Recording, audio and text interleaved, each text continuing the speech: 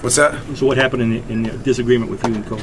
Yeah, it's just, I mean, this is a passionate game. It is, and I love Coach Mora, and we're both extremely passionate people, and we're both defensive-minded people. So unfortunately, it happened. I should have handled it better. Yeah, I should have handled it better is what it comes down to. Did you hear him say something that made you unhappy? Yeah, I mean, we're good, bad, indifferent. There's always a response from both of us, you know, especially when the defense is on the field, you know. So it's a thing where I just responded in the wrong way. I did. I should have responded better.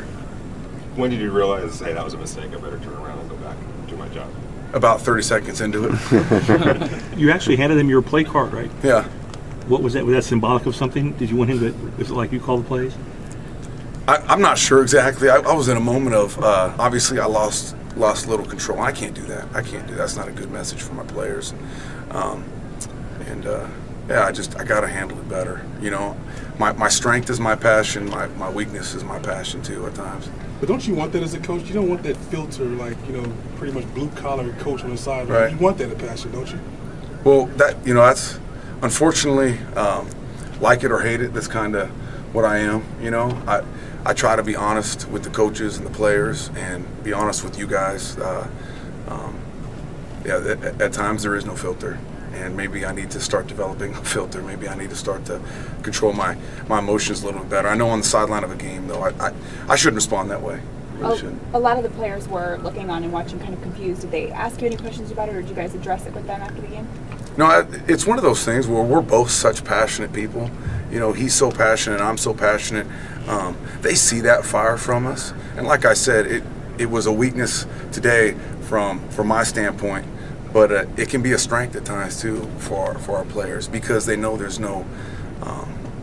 just no crap with us. There's no bullshit with us. You know, they get to see the honest truth. You know, and I think the majority of times that's a positive thing. Today it wasn't, obviously, but it can be a positive thing for sure, because we're both very honest. If we got a problem with you, you know about it, you know, and we deal with it right there. We're not the type of coaches or people that talk behind each other's back and let things linger, and, you know, we deal with it. But go back to your playing days. If you were a player seeing that, it could send a message of, yeah, they care of their coaches. It could send a message of, this is chaotic. We don't have any control here. Yeah, I think had we followed that up with some erratic behavior and erratic play calling, and we had kind of lost control, maybe that would have been the message. The fact that we both got composed, he got composed, I got composed, we recovered, got back into the game plan, went back to the sideline, started working our adjustments, and you know, I think that to our players, you know, they're accustomed to the passion. They're not accustomed to the passion in that sort of setting and that sort of outburst. And I mean, at the end of the day, I got to put it on my own shoulders. I got to respond better. Did you guys say anything to each other at halftime? I mean, nothing beyond the normal, just talking about adjustments, talking about, you know, showing up to defense. When were you told about the TVs?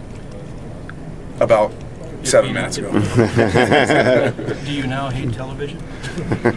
Honestly, you know, I tell this to my players all the time. Like, this coaching thing for me is like the cream. You know, my dream was to play, and I'm just trying to create the best opportunities for my players. That's all I'm trying to do. So I could care less, honestly.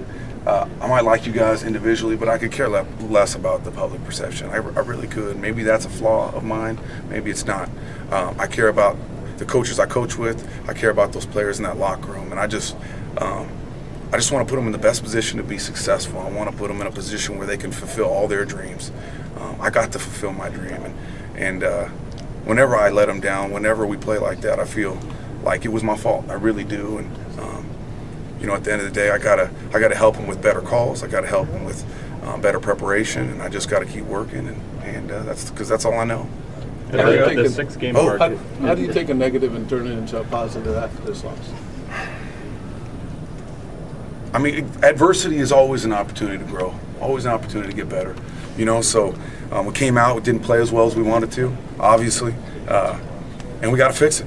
You know, and I'm going to be the first one that points the finger at myself. You know, and I'm going to continue to do that, and I'm going to continue to work and try harder and get this thing remedied.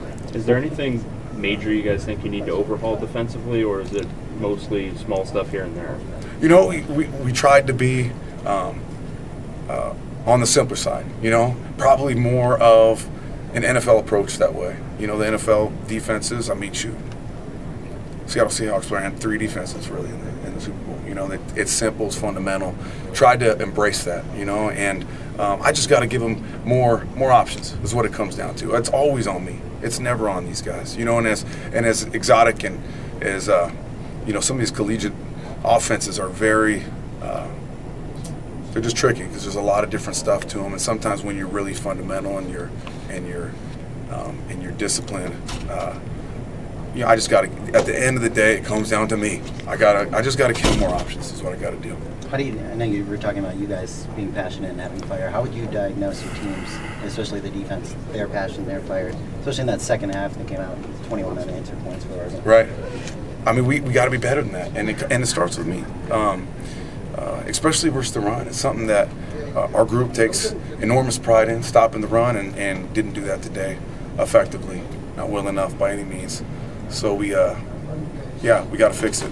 You know, whether that's just becoming, I don't know, more disciplined in our run gaps and our run fits, and at the same time me giving them a little bit more variety so we're not as predictable. Let's wrap it up, guys. We got Coach Mazzoni over here.